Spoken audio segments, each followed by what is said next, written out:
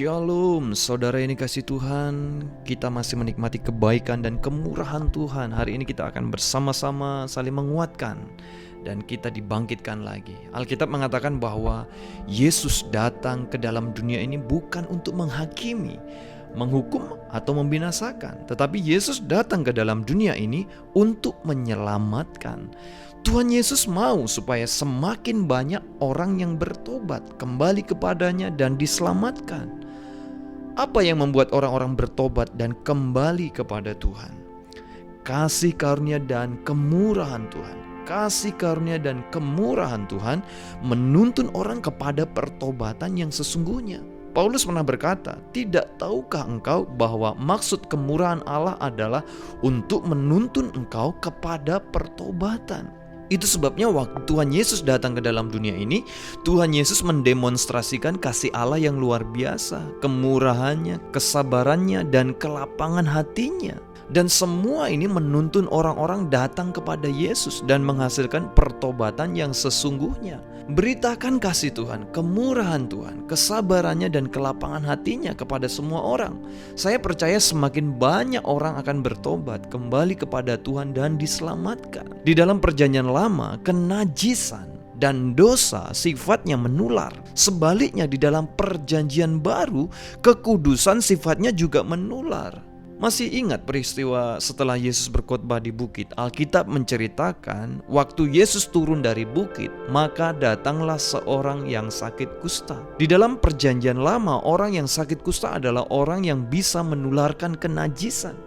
Orang yang sakit kusta tidak bisa lagi pergi ke bait Allah.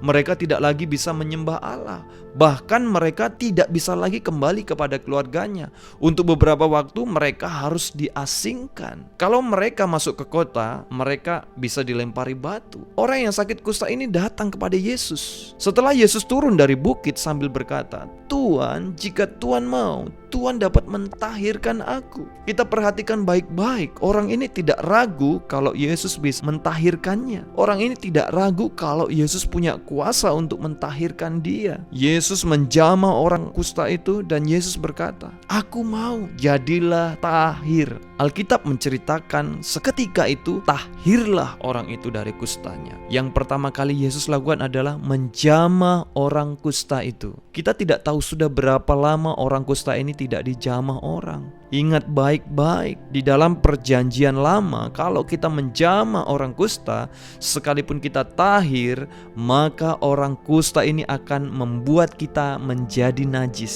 Karena di dalam perjanjian lama kenajisan ini menular. Tetapi Yesus, seorang pribadi yang tahir, pribadi yang kudus, menjamah orang kusta. Yesus tidak menerima apa yang orang kusta ini miliki. Sebaliknya orang kusta ini menerima apa yang Yesus miliki. Banyak orang yang tidak mengetahui hal ini, sehingga banyak orang masih berpikir jangan berhubungan dengan orang dunia, jangan berhubungan dengan orang berdosa, nanti kamu menjadi berdosa. Mereka berpikir selama saya tidak berhubungan dengan orang dunia, selama saya tidak berhubungan dengan orang berdosa, maka Tuhan akan memberkati saya. Percayalah, Tuhan tidak mau kita memiliki hidup seperti orang bertapa, menyendiri. Tuhan kita menjadi terang dan garam bagi dunia ini. Kita adalah garam dunia. Apa gunanya garam kalau garam ada di tempat garam? Tidak ada makanan yang digarami. Adalah lebih berguna kalau garam tersebut keluar dari tempat garam dan menggarami makanan, sehingga makanan menjadi lezat. Kita bukan hanya garam dunia, tetapi kita adalah terang dunia. Kita adalah terang dunia. Apa gunanya terang kalau terang ada di tengah-tengah terang? Terang akan lebih berguna kalau terang ada di tengah-tengah kegelapan. Maka terang akan menerangi kegelapan. Jadi terang bisa terlihat keindahannya di tempat gelap. Keindahan kita tidak terlihat di antara kita sendiri. Itu sebabnya jangan sampai kita memiliki sikap jangan berhubungan dengan orang dunia, jangan berhubungan dengan orang berdosa. Alkitab mengatakan bahwa Yesus adalah sahabat orang-orang berdosa. Lukas 7 ayat 34 Di sini di ayat ini Yesus berkata di antara orang-orang Farisi. Kemudian Anak Manusia datang, ia makan dan minum. Dan kamu berkata, kamu di sini ditujukan kepada orang-orang Farisi. Dan kamu berkata, lihatlah, Ia seorang pelahap dan peminum, sahabat pemungut cukai dan orang berdosa. Jadi sangat jelas sekali bahwa Yesus bergerak di antara orang-orang berdosa. Yesus duduk makan dan minum bersama orang-orang berdosa, dan mereka orang-orang Farisi menyebut Yesus sahabat orang berdosa. Kita bisa berhubungan dengan orang dunia, memiliki bisnis dengan mereka, tetapi kita tidak perlu menjadi sama dengan mereka. Tidak perlu melakukan apa yang mereka lakukan. Apa yang Allah lakukan ketika Yesus mati di atas kayu salib? Allah mendamaikan dunia dengan dirinya oleh Kristus dengan tidak memperhitungkan pelanggaran mereka. Jadi semua orang Kristen punya pelayanan. Apa pelayanannya? Pelayanan pendamaian. Pelayanan kita kepada dunia luar adalah memberitakan berita pendamaian. Allah mendamaikan dunia dengan dirinya oleh Yesus Kristus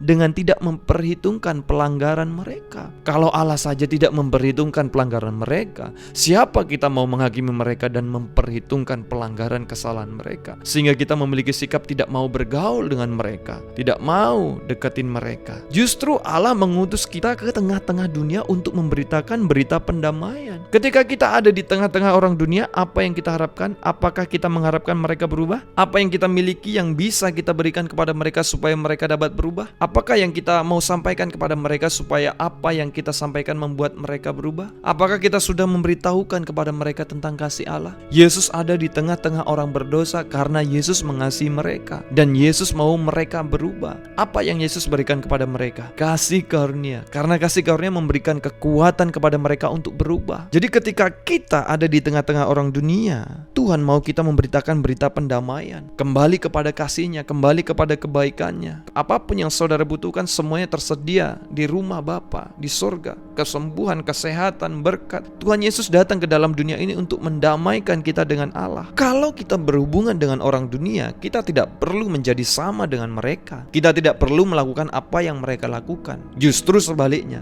ketika kita berhubungan dengan mereka, dengan orang-orang berdosa, kita harus menularkan kekudusan. Ingat, di dalam perjanjian lama kenajisan menular, tetapi di dalam perjanjian baru kekudusan menular. Sekali lagi, semuanya ini menunjukkan kepada kita, di dalam perjanjian lama kenajisan menular, dosa menular.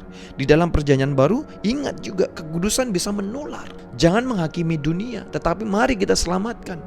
Sebentar lagi kita merayakan Natal. Natal berbicara tentang kasih Allah yang begitu besar akan dunia ini. Allah memberikan anaknya untuk mendamaikan dunia dengan dirinya, supaya olehnya dunia diselamatkan. Jangan hakimi dunia, tetapi selamatkan. Mari kita selamatkan. Bagaimana caranya? Beritakan berita pendamaian. Beri diri didamaikan dengan Allah. Kembali kepada kasih-Nya, kepada kasih Allah. Kembali kepada kebaikan Tuhan. Apapun yang mereka butuhkan semua tersedia di surga, di dalam Allah, di dalam Yesus. Kesembuhan, kesehatan, berkat. Jadi mari kita jadi garam dan terang dunia. Beritakan pendamaian dan selamat menikmati kebaikan dan kemurahan-Nya. Shalom.